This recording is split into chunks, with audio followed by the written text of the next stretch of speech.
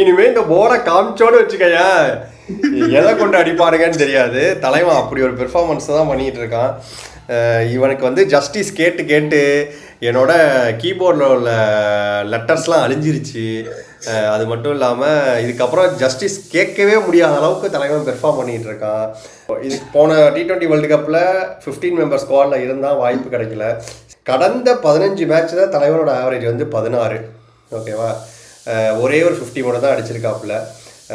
தக்காளி backup wicket keeper ஆகிறதுக்கு கூட தகுதி இல்லாமல் லெவலுக்கு ஆயிட்டான்னு தோணுது எனக்கு. எனக்கு அப்படி தோணுது. அவனும் ஃபீல்டிங் பண்ணல, கீப்பிங் பண்ணல, நேற்றுக்கும் நிறைய மிஸ் இருந்துச்சு. பட் சஞ்சு சென்சர் பண்ணிச்சாரு வேர்ல்டு கப் மேட்ச் ஆட தேவையில்லை, சும்மா வெளியில உட்காந்து கப் அடிக்கலான்னு. கப் அடிச்சு பாத்திருக்கா. சரி சிம்பா இதுக்கு அது இஷா விளையாடட்டும், நம்ம சும்மா பின்னாடி தண்ணி கொடுத்துட்டே கப் அடிச்சிருவாங்களான்னு தண்ணி கொடுத்து கப்பு தூக்கிடலாம் ரெண்டாவது தடவை. இதுக்கு முன்னாடி வரையும் கேரளாலேருந்தோ கொஞ்சம் சஞ்சுக்கு ஒரு ஃபேன்ஸ் கிளப்பு இருக்குது, அங்கேருந்து தான் சப்போர்ட் வந்துச்சு. இந்த தடவை சென்னையே பின்னாடி நிற்கிது, சஞ்சு பின்னாடி சென்னை நிற்கிது. அப்போனா பார்த்துங்க, தமிழ்நாடே சஞ்சு பின்னாடி நின்றுக்கிட்டு ஜஸ்டிஸ் கூட கேட்கல, கம்பீர் வந்தவொடனே கொடுத்துட்டான். ஓகேவா, இப்போ ஜஸ்டிஸ் கேட்க முடியாத நிலைமையில தான் நாங்கள் நின்றுக்கிட்டு இருக்கோம். தமிழ்நாடே நின்றுக்கிட்டு அவன் எல்லாம் அவங்ககிட்ட இருக்கு, அவன் பெர்ஃபார்ம் பண்ண தெரியல. இனி இப்ப என்னாலும் அடுத்த மேட்ச் கிடையாது, கண்டிப்பா கிடையாது. நீ போட்டா அவன் லக்கு, அவ்வளவுதான். திலக் வர்மா வந்துட்டானா கண்டிப்பா வெளில உட்கார வச்சுட்டு இஷான் கிஷனுக்கு வந்து கொடுத்துடலாம். அப்படி நமக்கு தோணுது, அப்படிதான் பண்ண போறாங்க. போட்டாலும் நமக்கு ஒன்றும் சொல்ல முடியாது, பெர்ஃபார்ம் பண்ண தூக்கிட்டாங்க, அவ்வளவுதான். அடுத்த மேட்ச் தெரியும் சஞ்சு இருப்பானா இல்லையான்னு. இது எனக்கு என்ன ஒரு ப்ராப்ளம் என்னன்னா, இப்போ நீ அவன் அடுத்த மேட்ச் வந்து 100 அடித்தாலும் எனக்கு அவன் மேலே கான்ஃபிடென்ட் கிடையாது. அதுதான் பிரச்சனை. ஏன்னா எனக்கு கன்சிஸ்டன்ஸாக 30 ரன்னு, 25 ரன்னு, 40 ரன்னு போதும். எனக்கு 100 வேணும், 50 வேணும்னு கிடையாது. ஏன்னா நம்மள்ட்ட 7 பேட்ஸ்மேன் இருக்கான். 7 பேட்ஸ்மேன் 30 ரன் அடிச்சா கூட எனக்கு வந்து 210 ரன்னு அழகாக மேட்ச் வின் பண்ணிட்டு போயிடுவோம். ஆனால் இவன் என்ன நினச்சிக்கிட்டு ஆடுறான், நேற்று விளையாட பண்ணலாம் ஒன்றுமே கிடையாது. எனக்கு தெரிஞ்ச மேனேஜ்மெண்ட் சப்போர்ட் இருக்கான்னு தெரியல. அவங்க சொல்லியிருப்பாங்க, நீ போய் அடி, ஃபர்ஸ்ட் பால்ல அடி, அவுட் ஆனா பரவாயில்ல, அப்படி சொல்லி எடுத்து அடிக்கிறான்னா ஓகே, பேலன்ஸ் சப்போர்ட் இருக்கும், அடுத்த மேட்ச் விளையாடுவான்னு சொல்லலாம். பட் அது ரொம்ப எப்படி கொஞ்சம் செல்ஃபிஷா விளையாடணும், அவ்வளவுதான். கொஞ்சம் செல்ஃபிஷ்னஸ் வேணும். செல்ஃபிஷ்லாம் அது கூட வேணாம். எனக்கு தெரிஞ்ச அபிஷேக் சர்மா அங்கே அவனோட பிளானை எக்ஸிக்யூட் பண்ண போறான்னு தெரியுது. உனக்கு என்ன வேலை, அவனுக்கு சிங்கிள் எடுத்து கொடுக்க விடுது, லூஸ் பால் வந்து அடிக்கிறது, அது மட்டும் தான் உன் வேலை. நீ அவ்வளோ அவசரப்பட அவசியம் கிடையாது. அப்படி நீ சொல்ற சிங்கிள் கொடுக்கணும்னு மேனேஜர் சொல்லியிருப்பாங்க, நீ சிங்கிள் கொடுத்த தேவையில்லை, ஃபர்ஸ்ட் பால் அடி அப்படி சொல்லி தான் என்ன பண்ணுவேன். கேப்டன் கோச் எல்லாம் அப்படியே சொல்லியிருப்பாங்க, சிங்கிள் தேவையில்லை, நீயும் அடி, அவன் அடிக்கட்டும் அப்படி சொல்லி விட்டா மேபி அப்படி மாதிரி இருந்துச்சுன்னா பிரச்சனை கிடையாது. அவன் கண்டிப்பா T20 வேர்ல்டு கப்லயும் ஆடுவான்.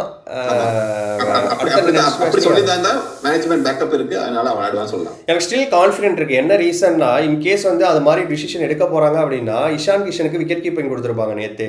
ஆனா அதை யாருக்குமே கொடுக்கல. மேபி அந்த மாதிரி ஒரு பாசிபிலிட்டிஸ் கிடையாது.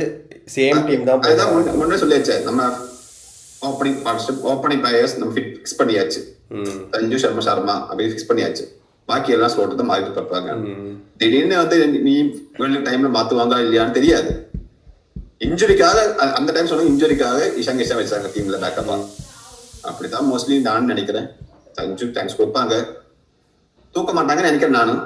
தூக்கானும் பரவாயில்ல, இனி ஜஸ்டிஸ் கேட்க தேவையில்லை, தூக்கானும் பரவாயில்ல. இனிமே ஜஸ்டிஸ் கேட்க நாங்க வரமாட்டோம். Extremely sorry mister Sanju chettan, எங்கள்கிட்ட இருந்து ஜஸ்டிஸ் கேட்குற அளவுக்கு நீங்க பெர்ஃபார்மன்ஸ் பண்ண மாட்டேங்கிறீங்க. உங்களோட ஃபேன்ஸ்லாம் ரொம்ப வருத்தத்தில் இருக்கும். அடுத்த மேட்ச் சான்ஸ் கிடச்சிச்சுன்னா ஒரு 50 அடிக்க போதும். நீங்கள் 100லாம் எக்ஸ்பெக்ட் பண்ணலாம். நாங்கள் 50 ரன் போதும். 10 ரன் 20 ரன் அடிக்க 2 6 நேற்றுக்கு செகண்ட் மேட்ச் அடிச்சு அவுட் ஆனால. Second match first ball out ஆக வேண்டியது, ஏதோ கொண்டு போட்டுட்டா, அவுட் ஆகல இல்லையா. அந்த மேட்ச் டக்கு தான். இந்தியாவுக்கு பெரிய வருத்தமோ இல்லையோ, சென்னை சூப்பர் கிங்ஸ் ஃபேனான நிறைய பேருக்கு இது பெரிய வருத்தம் அளிக்கக்கூடிய செயலாக இருக்குது. நேற்று வந்து நாங்கள்லாம் சஞ்சு டக்கானத்துக்கு வருத்தப்படுறதா, டெவால் பிரேவிஸ் இக்கட்டான சூழ்நிலையில் 100 அடித்ததுக்கு சந்தோஷப்படுறதா அப்படின்னு ஒரு பெரிய வருத்தத்தில் இருந்தோம். இதில் என்னென்னா, நாங்கள் ஸ்கேம் ஆனோமா ஓகேவா, இல்ல ராஜஸ்தான் ஸ்கேம் பண்ணிட்டாங்களா எங்களன்னு தெரியல. சென்னை சூப்பர் கிங்ஸ் வருத்தப்படலாம் இது மட்டும் கிடையாது, நிறைய இருக்கு சென்னை சூப்பர் வருத்தப்படுறதுக்கு. போலிங் கிடையாது, போலிங் யார் போட்டோம் அடிக்கிறாங்க. அது வேற பெரிய வருத்தமா இருக்கு. 2 பவுலர் இருக்காருங்க, 2 பவுலர் இருக்காங்க. பார்த்த நியூஸ்ல சாக் ஃபோல்ஸும் மேட் ஹென்ரியும் சரியான அடி போன மேட்ச், செகண்ட் மேட்ச்ல. என்ன அந்த ஃபோக்ஸ் போடுறவங்கள பொழந்துட்டானுங்க. என்னடா இந்த அடி அடிக்கிறீங்க, அதுக்குன்னு காட்டு மிராண்டித்தனமா அடிக்கிறீங்களே அப்படிங்கிற மாதிரி இருந்துச்சு. அது மட்டும் இல்லாமல் பிரசாந்த் வீருக்கு வந்து இன்ஜுரி, அது கிரேட் 2 இன்ஜுரிங்கிறாங்க.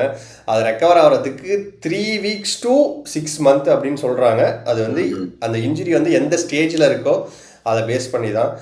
இது வந்து நியூஸ் பேப்பரில் நியூஸ் வந்ததை பற்றி நாங்கள் சொல்கிறோம். நாங்கள் வந்து டாக்டர் கிடையாது ஃபர்ஸ்ட் ஆஃப் ஆல்.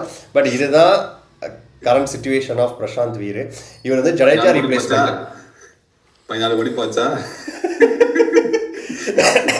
அப்பெல்லாம் கிடையாது, வந்துருவான்னு சொல்றாங்க எல்லாரும். பட் அவன் வரலன்னா இது வந்து சிஎஸ்கேக்கு ஒரு பெரிய அடி. இவனை நம்பி தான் ரச்சின் ரவீந்திராவையும் விட்டானுங்க, லெஃப்டா எதுவும் தேவையில்லைன்ட்டு. அதே மாதிரி ஜடேஜாவையும் விட்டானுங்க. அதுக்கப்புறம் நெக்ஸ்ட் வந்து இது ஒரு பிரச்சனை அந்த டீமுக்கு. இன்னொன்று என்னன்னா, நம்ம சிவம் துபையோட பேட்டிங் பெர்ஃபார்மன்ஸ் வந்து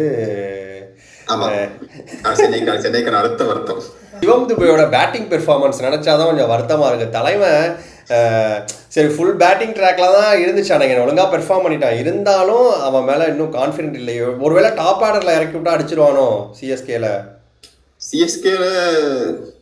அவன் தான் அடிக்கணும், அது பரவாயில்ல. இந்தியா டீம்ல விளையாடுவான் இல்லையான்னு எனக்கு தெரியாது.